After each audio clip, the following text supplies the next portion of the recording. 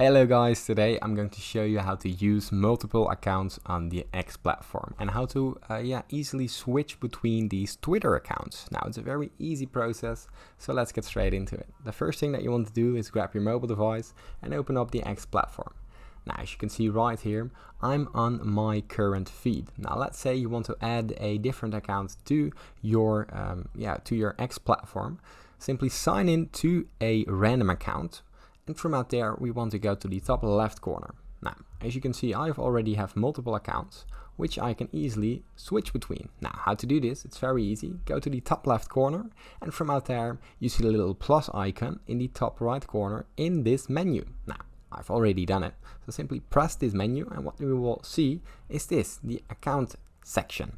Now right here you can create a new account or add a already existing account. Now let's say you create a new account, it will appear right here. If you add a existing one, this will happen as well. And here you can switch between the accounts.